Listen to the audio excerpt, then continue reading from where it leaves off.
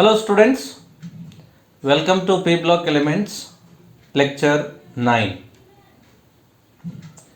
So in this lecture let us see the chemical properties of halogens.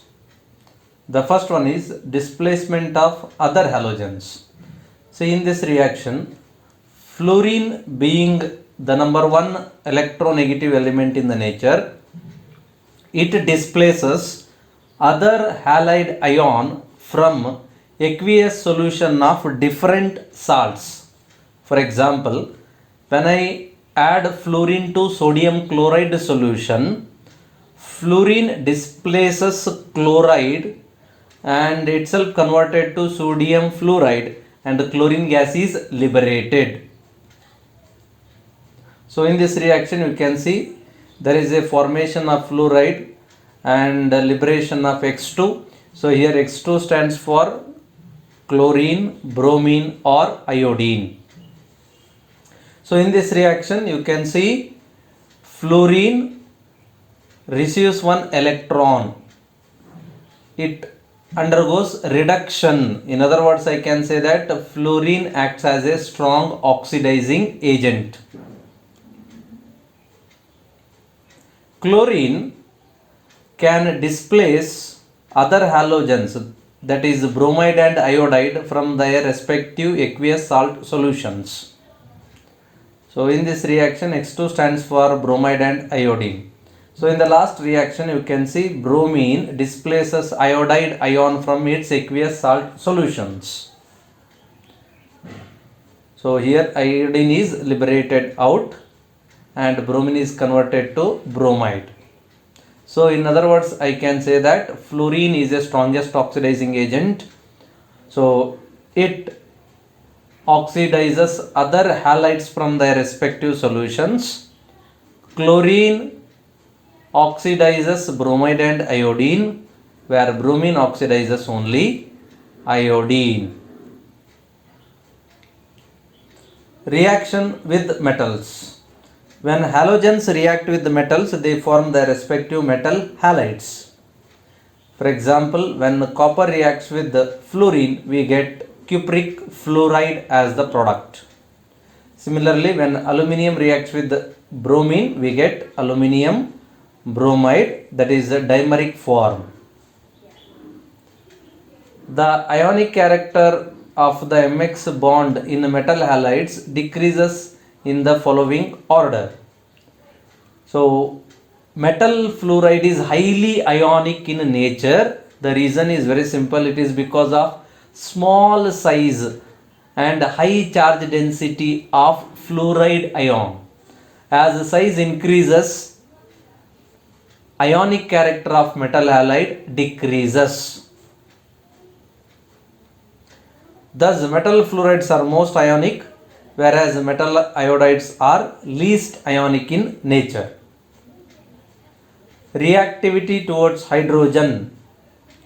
So all halogens react with hydrogen and they form hydrogen halides like hydrogen fluoride, hydrogen chloride, hydrogen bromide and hydrogen iodide. So all halogens react with hydrogen and they form respective hydrogen halides. But affinity for hydrogen that decreases from fluorine to iodine. So fluorine is highly reactive in nature because of its small size and interelectronic repulsion.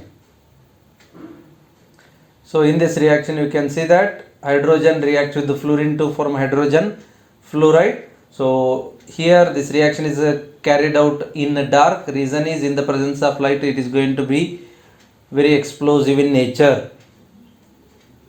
Similarly, chlorine reacts with hydrogen to form hydrochloric acid.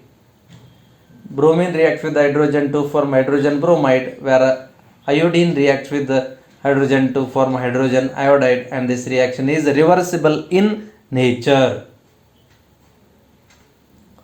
The acidic strength of these acids vary in the following order. Students, the acidic strength of hydrogen halide depends on how easily that hydrogen halide is going to give the proton. In other words, it depends on the bond strength between hydrogen and halogen. As the bond strength decreases, easily bond breaks and donating the proton is going to be easy. So hence you know that in the case of hydrogen halides down the group, bond length increases, bond strength decreases, breaking the bond is easy, donating the proton is easy. Hence acidic nature increases down the group. It is a hydrogen iodide that is strongest acid and hydrogen fluoride is weakest in hydrogen halides. So here you can see hydrogen iodide is the strongest acid because of low bond dissociation enthalpy. It easily donates a proton, where hydrogen fluoride is weakest amongst hydrogen halides. Hydrogen fluoride is a low boiling liquid at room temperature, while other halogen acids are gases at room temperature. Reason for that one is hydrogen fluoride. In hydrogen fluoride, there is a possibility of hydrogen bond between hydrogen fluoride molecules due to high electronegativity of fluorine, whereas in the case of other hydrogen halides, there is no possibility of formation of hydrogen bond. That's why they exist in the form of gas. So reason, in the case of hydrogen fluoride, there is a possibility of hydrogen bonding, whereas such type of bonding is not possible in other hydrogen halides. Thermal stability, you know, down the group the bond length increases, breaking the bond is going to be easy, hence thermal stability decreases down the group. So as we go down the group, thermal stability of these hydrides decreases. This is because the reducing EH bond dissociation enthalpy due to increase in the bond length down the group. Reducing character. Students, reducing character depends on how easily you are going to give the hydrogen. And you know, down the group dissociation, bond dissociation enthalpy decreases, bond length increases, breaking the bond is easy, donating the hydrogen easy, hence reducing character also increases down the group. Hydrogen fluoride does not show any reducing character, while hydrogen iodide is going to be a strongest reducing agent.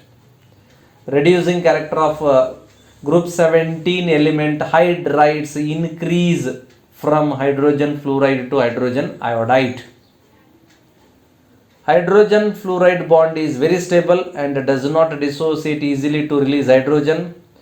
Because of that reason, hydrogen fluoride does not behave as a reducing agent. Reaction with water. Fluorine reacts spontaneously and oxidizes water to oxygen. That means oxide present in water is oxidized to oxygen. So in this reaction you can see that fluorine is going to oxidize water and fluorine itself is reduced to fluoride ion, where oxide is oxidized to oxygen. So next, other halogens like chlorine and bromine, they form hydrogen halide and hypohalous acid as the product. Whereas in the case of iodide, it is a oxygen that acts as a better oxidizing agent, and that oxidizes iodide to iodine, and itself it is reduced to water. Now let us see chlorine. Preparation of chlorine. First one, by oxidation of hydrochloric acid. Manganese dioxide reacts with the hydrochloric acid, and when that reaction mixture is heated, we are going to get manganese chloride, water, along with that chlorine gas is liberated. Second method is by action of HCl on potassium permanganate. Potassium permanganate reacts with the concentrated hydrochloric acid, thereby it forms potassium chloride, manganese chloride, water, and here also chlorine gas is liberated. The third method is by action of concentrated sulfuric acid on sodium chloride. When sodium chloride in the presence of MnO2 treated with concentrated sulfuric acid, we are going to get sodium hydrogen sulfate, manganese sulfate, water, and very importantly, along with these products, chlorine gas is liberated. Now let us see manufacture of chlorine in industries or commercial method of preparation of chlorine. So commercially it is prepared by a method called Decon process. In this process, hydrochloric acid is oxidized in the presence of cupric chloride catalyst at 723 Kelvin. We get chlorine along with the byproduct of water. Another method used is electrolytic process, in which sodium chloride aqueous solution, that is also called as brine solution, that is electrolyzed by introducing two electrodes, one cathode and another one is anode. At anode, chlorine gas is liberated, and remaining product that we are going to get in this process is sodium hydroxide. Chlorine gas is liberated at anode. Physical properties of chlorine. It is a greenish yellow colored gas with a characteristic pungent and suffocating smell. It is heavier than air. It is a poisonous gas. When inhaled in small quantities, it just causes headache and irritation to nose, throat and lungs. It may prove fatal if it is inhaled in large quantities. It can be liquefied easily into greenish yellow liquid which boils at 239 Kelvin. It is soluble in water. It is also called chlorine water. It smells of chlorine. On cooling, the aqueous solution of chlorine gives yellow crystals of chlorine octahydrated product. Chlorine reacts with a large number of metals and non-metals to form chloride as the product. When aluminum reacts with chlorine, we get aluminum chloride as the product. When sodium reacts with chlorine, we get sodium chloride as a product. When iron reacts with chlorine, we get ferric chloride as a product. When non-metal like phosphorus reacts with chlorine, we get PCl3 as a product. If I use excess chlorine, then even we get phosphorus pentachloride as a product. When sulfur reacts with chlorine, we get disulfur dichloride as a product. Chlorine gas has great affinity for hydrogen. It reacts with the compounds containing hydrogen to form hydrogen chloride as the product. H2 plus Cl2 gives 2HCl. For example, hydrogen sulfide reacts with chlorine to form hydrochloric acid and sulfur. Cyclodecyne reacts with chlorine to form hydrochloric acid and carbon. Chlorine reacts with excess of ammonia to form ammonium chloride and nitrogen as the product. Similarly, when excess chlorine reacts with ammonia, it forms nitrogen trichloride and hydrochloric acid as a product. Now let us see the reactions. When chlorine reacts with excess ammonia, it forms ammonium chloride and nitrogen as the product. When excess chlorine reacts with ammonia, we get nitrogen trichloride and hydrochloric acid as the product. Reaction with alkali. When chlorine reacts with sodium hydroxide, that is cold and dilute one, we get sodium chloride, we get sodium hypochlorite and water. When chlorine reacts with hot and concentrated sodium hydroxide, we are going to get sodium chloride, but second product is going to be sodium chlorate, NaClO3, along with water as the product. With the dry slaked lime, it gives bleaching powder as the product. So when chlorine reacts with the slaked lime, that is nothing but calcium hydroxide, we get calcium oxychloride, also called as calcium hypochlorite, along with calcium chloride and water as a product. Students, this mixture itself serves as a bleaching powder with highest percentage of calcium oxychloride in it. Bleaching powder is used for the cleaning purpose. Reaction with hydrocarbons. Chlorine reacts with methane to form methyl chloride and hydrochloric acid as a product. So this is an example for displacement reaction. Hydrogen is displaced by chlorine. Chlorine reacts with the many unsaturated compounds and it is going to add across a carbon-carbon double or triple bond. For example, when ethylene, that is ethene, reacts with chlorine, we get 1,2-dichloroethane as the product, also called as ethylene dichloride.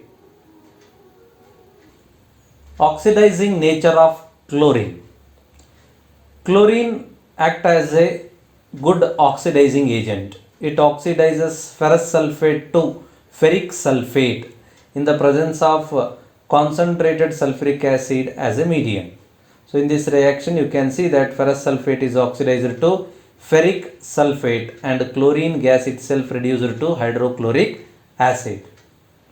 Similarly, it oxidizes sodium sulfite to sodium sulfate and itself reduced to hydrochloric acid.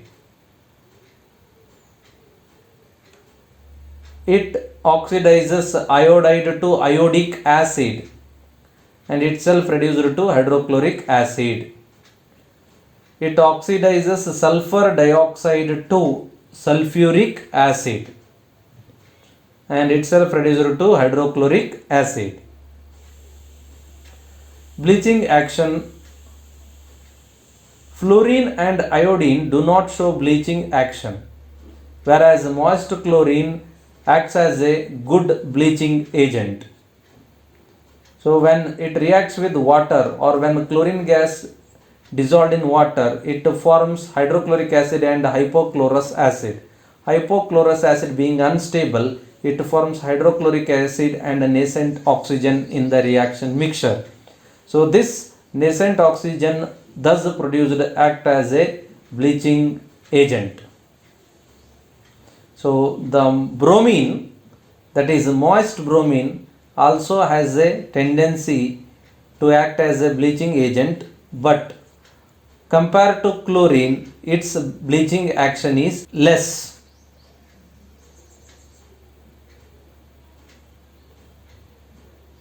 Uses of chlorine.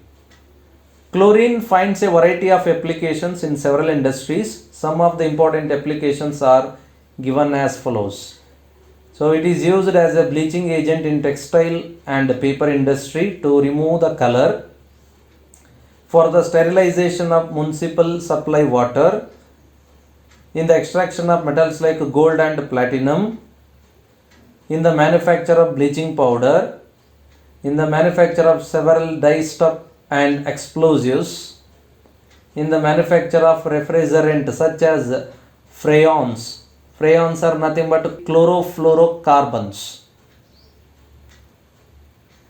In the manufacture of several poisonous gases such as mustard gas, phosgene, which are used in warfare, which are used in the manufacture of tear gas like CCl3 and O2.